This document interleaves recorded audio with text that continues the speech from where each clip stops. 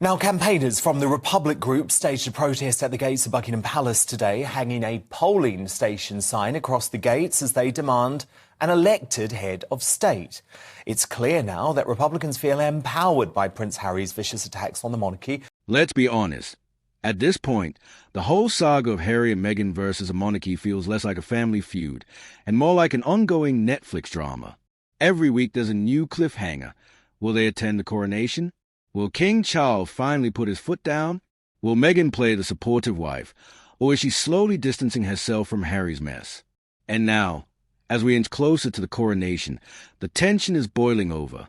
The royal family is supposed to be gearing up for one of the most important ceremonial events in decades, but instead, the headlines are dominated by Prince Harry's memoir spare, Netflix bombshells, and constant speculation over whether the Sussexes will even be invited. Royal biographer Tom Bower, never one to mince words, has basically declared Harry and Meghan dangerous people. Not just dangerous to the family dynamic, but dangerous to Britain's monarchy itself. And when you start unpacking his reasoning, you can see why his comments have landed like a thunderclap. With the group vowing to stage further stunts in the run-up to May's coronation. However, it may be that King Charles's coronation is spoilt by those closer to home, with no firm answers from the palace on whether the Sussexes will be allowed to attend the national celebration following bombshell accusations against the monarchy. The palace's dignified silence now has media tongues wagging with speculation as to whether or not the couple, or perhaps a solo Prince Harry, will choose to or even be allowed to attend the celebrations. Well, joining me now is the esteemed royal biographer, author of Revenge, Meghan, Harry and the War Between the Windsors, Tom Bower. So, Tom, that war continues, of course, but there's still no answers as to whether the palace is going to take an aggressive stance or continue to appease the Sussexes. Well, I think it's even worse than that. Good evening, Dan. I think it's even worse than that because I think King Charles is showing the very weakness that I always feared because I think the British public want a line drawn under this whole saga. They want these dangerous people from Montecito to be silenced. And it's not only the Sussexes which are jeopardizing the coronation, it's Prince Andrew as well now, who seeks to resuscitate his reputation.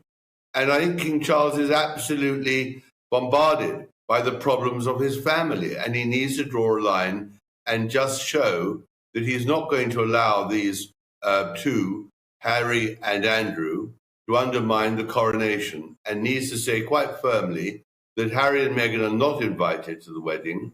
That will be very popular in Britain, and that he disapproves of what Harry has done. Whereas, Tom, it seems like he's trying to take a more middle ground approach, which is invite Harry and Meghan and Prince Andrew to the coronation, but ban them from the balcony appearance, which will be for working members of the royal family. You clearly don't think that's enough.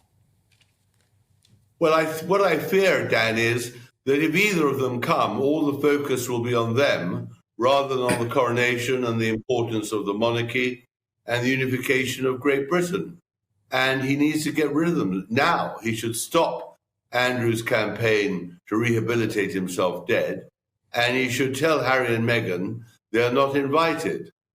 What is really interesting is that over the last couple of days, clearly the Meghan and Harry publicity machine is getting agitated that we're not talking enough about them, that somehow their onslaught has not really scored the points they'd hoped here.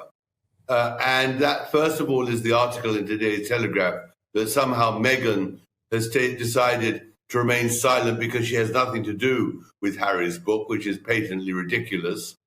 And this interview in Vanity Fair with the director and producer of the Netflix series, Liz Garbus, that somehow because the palace decided not to respond to their request. Well, indeed. So Tom, let's come to both of them separately, because I'm absolutely fascinated to know what you think about this briefing to the Daily Telegraph. Let me just put up on screen the quote that was briefed to the newspaper, because it was very, very telling to me. So they said, Is this the way she, as in Meghan, would have approached things? Possibly not, but she will always back him and would never have got involved in promoting such a personal project. This was about his own life, his own journey and his own perspectives. And Tom, my reading of that is that was a deliberate briefing on behalf of Meghan herself, and for the first time, throwing her husband under the bus. So it felt significant to me because, of course, this is the Daily Telegraph, one of the few newspapers in the UK, Tom, that the Sussexes do have a working relationship with, and they haven't denied that briefing. Well, I think what they're doing myself is that Meghan is setting up her own stall to fire the next salvo. She wanted, and I think their publicist wanted, this to be Harry's story. But of course it wasn't. There was so much in the book that came from her mouth and her ideas, whether it is about that she never Googled Harry before she met him, and the whole description of what happened at the Portland hospital when Archie was born, both are completely fictitious. I don't believe for a moment that Meghan wasn't part of the whole campaign, and I think what they're really doing is saving her for the next stage. Bauer's prediction is blunt. The royal family must formally cut ties with Harry. That's the only way to stop the bleeding. It's a radical step, but not unthinkable.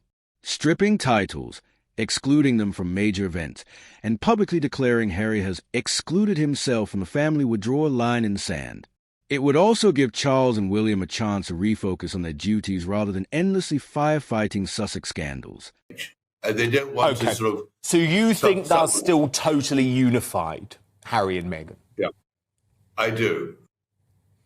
And then, as you mentioned, the director of the Netflix reality show that the Sussexes did, Liz Garbus, has lashed out at Buckingham Palace, accusing them of trying to discredit her project. So she disputes claims from the palace that her team did not reach out to the royal family for comment and insisted they were approached. The palace, meanwhile, maintained they were only ever contacted by a third-party production company. But what was this about, Tom? Because, as you say, it's a continuation of the PR war, isn't it? Well, it's also, I suppose, that producer Garbus and director is horrified that she's no longer being discussed. I mean, no doubt the Netflix series was a great success in viewer numbers, a huge success according to Netflix. But actually, when she says that her series was critical thinking, that is ridiculous. There was no criticism and there was no thinking. It was just sheer propaganda, which Joseph Goebbels, the Nazi propagandist, would look at with awe. I mean, just take the racism thing. She says that she held up the monarchy to criticism. She didn't. All she did was she trashed it with two patsies who absolutely had no thought whatsoever of the truth. They just spewed out their venom and didn't consider this very, very hilarious contradiction that Harry, in his own interviews to promote his book, said that the royal family is not racist. Not only that, he said that he and Meghan love Lady Susan Hussey, this arch-villain of racism. So she is in a ridiculous position where she made racism at the center of her Netflix series, but Harry now says that Meghan never accused the royal family of racism and they love Hussey. So, I think at the moment what's happening is they don't know how to get their ducks in a row. I think Meghan and Harry, having fired this astonishing fusillade, bombardment of the royal family, are really wondering what the next step is. And the next step surely must be that the royal family, and particularly Prince William and Prince and King Charles, make clear that Harry has now excluded himself from the family. That would be the best way to draw a line under this whole saga. But will Charles do it? That's a million-dollar question. His instinct has always been to appease and avoid confrontation. But as Bauer points out, that very weakness could allow the coronation and his reign to be permanently overshadowed. At the heart of this drama is a simple truth. Harry and Meghan are not just disgruntled ex-royals. They are active disruptors. They've built a brand on challenging, criticizing, and Mondaizing the monarchy. And as long as they keep doing that, the institution will remain under siege. Tom Bauer's warnings may sound extreme, but they tap into a genuine anxiety among royal watchers that the monarchy, an institution built on mystique and respect, is being eroded by two people who know its weaknesses better than anyone else. So as the coronation approaches, all eyes are on Charles. Will he stand firm and protect the crown? Or will he try to keep the peace, only to see his big day hijacked by the very people he is too hesitant to confront?